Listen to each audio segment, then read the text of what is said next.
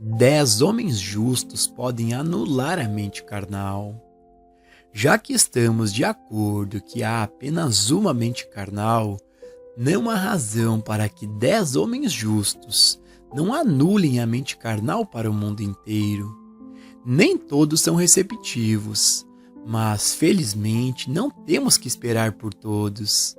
Precisamos nos preocupar apenas com a percepção de que a atividade do Cristo em nossa consciência dissipa a mente carnal.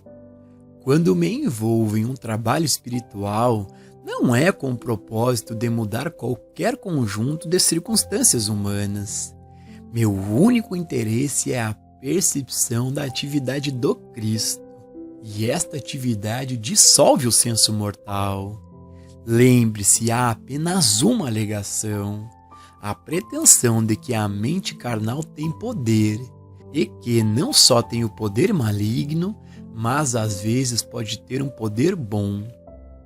Todos os movimentos postos em ação por melhoria e igualdades raciais no mundo de hoje são o resultado de uma atividade espiritual.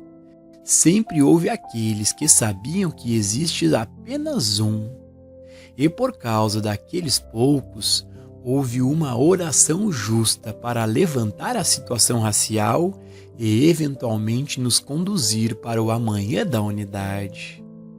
O que você testemunha na forma de protestos e demonstrações é realmente a mente carnal tentando ser boa, mas não é boa, porque não trará liberdade.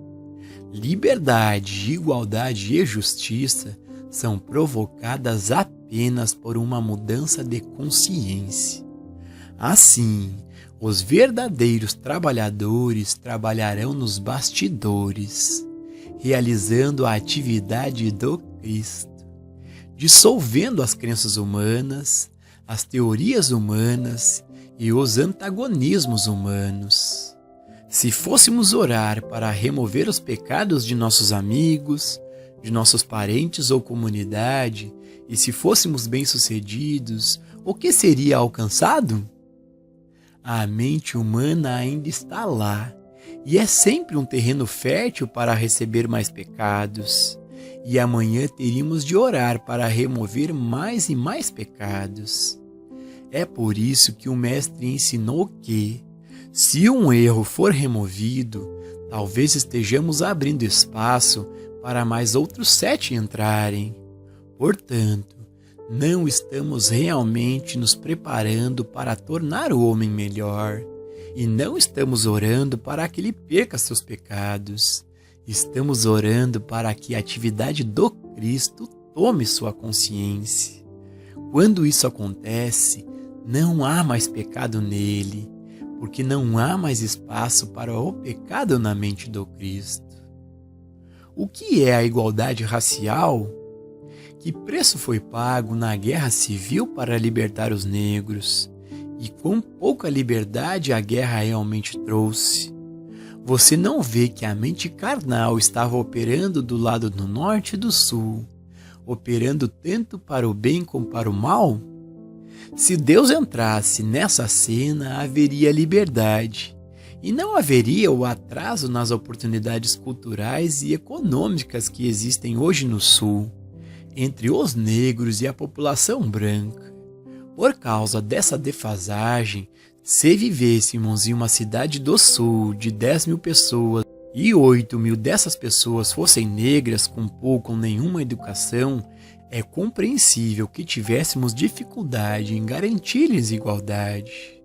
Então, qual é a resposta? Se estamos orando espiritualmente, não seremos chamados para uma solução para estes problemas. Somos chamados apenas para o reconhecimento do reino de Cristo. Só então veremos o assunto resolvido, e aí sim haverá mudanças. O mundo deve encarar o fato de que as raças negra e amarela são a maioria, e pode estar próximo o dia em que controlarão o mundo inteiro com base nos números. A única maneira de se preparar para isso é fornecer educação, vantagens culturais e oportunidades para o desenvolvimento espiritual dos povos africanos e asiáticos, para que todos possamos nos encontrar em igualdade nas assembleias deliberativas do mundo ou em nosso próprio congresso e nos regozijarmos nisso. Se a educação do negro e seu desenvolvimento cultural tivessem começado em grande escala depois da Guerra Civil, quem se importaria hoje se ele votasse na maioria? Quem no Havaí se importa que os japoneses votem na maioria? Quem se importa? Ninguém se importa, porque os japoneses alcançaram certo ponto de educação, cultura e dotes espirituais. Mas pense que objeção haveria se isso estivesse acontecendo e os japoneses estivessem no nível cultural, educacional e espiritual de muitos negros do Sul, os quais foi negada a oportunidade de se desenvolverem? Então, você não vê que a questão não é realmente quem vota, ou quem vota na maioria. Se todos nós formos igualmente bem educados, cultos e dotados de espiritualidade, é assim que vamos testemunhar uma organização das Nações Unidas que possa votar efetivamente, porque os países não favorecidos não votarão na maioria. Quando a atividade do Cristo assumir o controle, em uma geração ou duas, isso produzirá igualdade completa.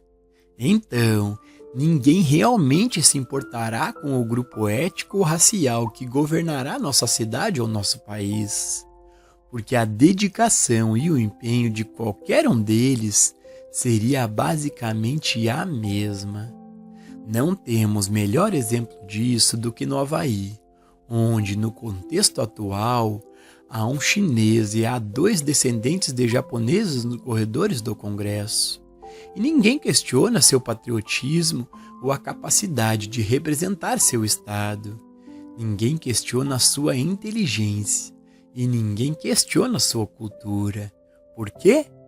Porque a igualdade não é meramente um serviço da boca para fora.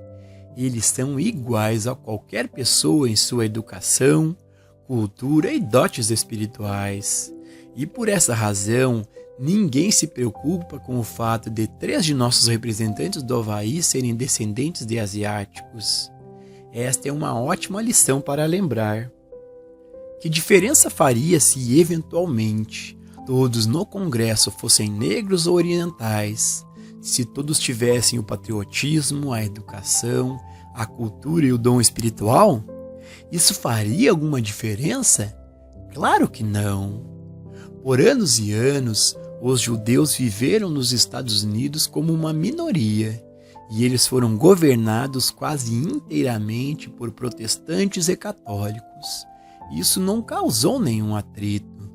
Os negros viveram com uma minoria do norte, sob o governo da população branca, e melhoraram continuamente seu status econômico, educacional e cultural. Todo o assunto das relações raciais e do preconceito religioso está sendo abordado do ângulo errado. Deve ser abordado a partir do ponto da educação, da cultura e do dom espiritual.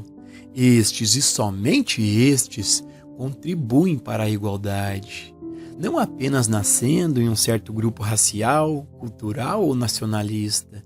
Isso não faz a igualdade, embora deva contribuir para uma igualdade de oportunidades.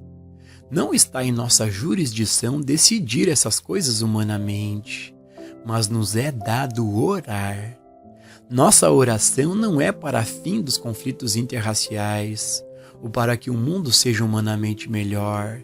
Nos é dado orar para que o reino de Deus seja realizado na terra, que a atividade do Cristo seja manifestado na consciência humana, e que a mente carnal seja reconhecida pelo não poder diante da presença do Cristo. Um grupo de estudantes sinceros, orando dessa maneira, constitui realmente um pano de fundo espiritual. Orando esta oração, vamos testemunhar as mudanças que ocorrerão na terra.